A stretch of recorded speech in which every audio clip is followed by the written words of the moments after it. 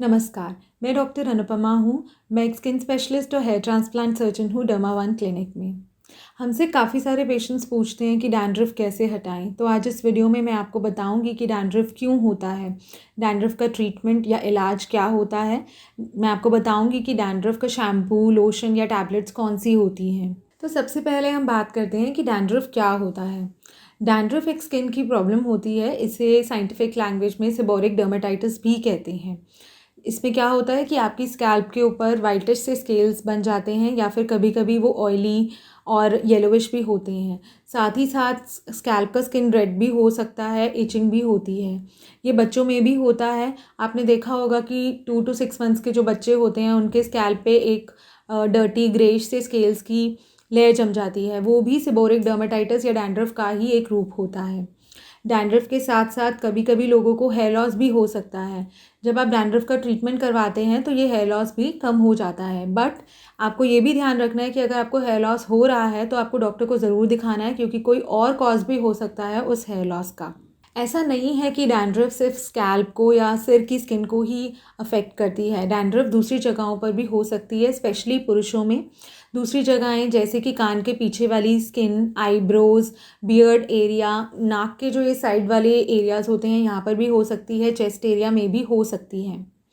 अब हम बात करते हैं कि डैंड्रफ क्यों होती है। डैंड्रफ 2 चीज़ों की वजह से होती है।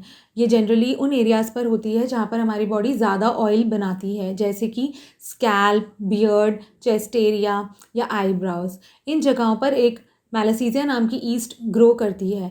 इस ईस्ट की ग्रोथ बढ़ जाती है जब ऑयल ज़्यादा बनता है। तो इसीलिए ये भी कहा जाता है कि अगर आपको डैंड्रफ है तो ऑयल नहीं लगाना चाहिए, क्योंकि ज़्यादा ऑयल लगाने से ये ग्रोथ, फंगस की ग्रोथ और भी बढ़ सकती है, जिससे कि डैंड्रफ और बढ़ सकता है।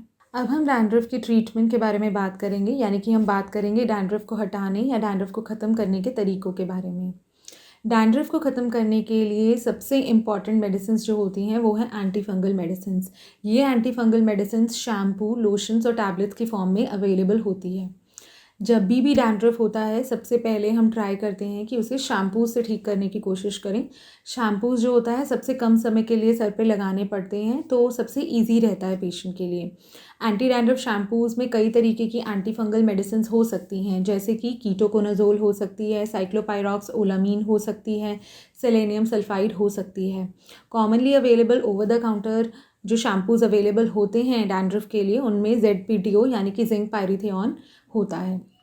कई बार शैम्पूज़ लगाने के बावजूद डैंड्रफ ठीक नहीं होता है, तो ऐसे केसेस में हम लोशंस भी देते हैं शैम्पूज़ के साथ साथ। ये लोशन जो होते हैं इनमें भी एंटी फंगल मेडिसिन होती हैं, जैसे कि कीटोकोनाजोल होता है, क्लिम्बाजोल होता है, जिंक पायरिथियोन होता है, पायरोक्टोन ओलामीन होता है।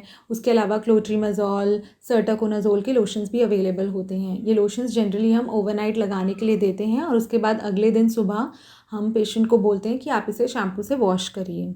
कुछ पेशेंट्स में जहाँ पर बहुत ज़्यादा सिवियर या बहुत ज़्यादा डैंड्रफ होता है, उन पेशेंट्स को हमें टैबलेट्स भी देने की ज़रूरत पड़ती है।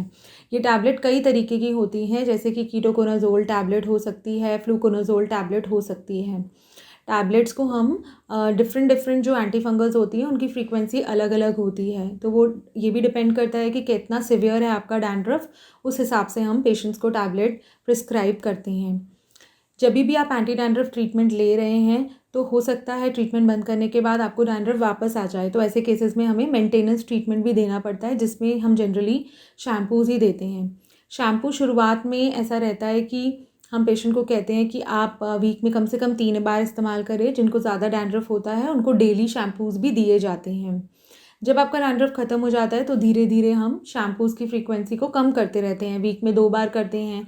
मेंटेनेंस के लिए हम उसे कम से कम पेशेंट को वीक में 1 बार शैम्पू का इस्तेमाल करने के लिए बोलते हैं। अगर किसी पेशेंट को डैंड्रफ नाक के आसपास या चेस्ट एरिया या बियर्ड एरिया में हो गया है तो मैं जनरली पेशेंट को क्रीम्स प्रिस्क्राइब करती हूँ। उसमें आपके पास कीटोकोनाजोल क्रीम, क्लोट्रीमाजोल क्रीम या सर्टाकोनाजोल क्रीम प्रिस्क्राइब की जाती है।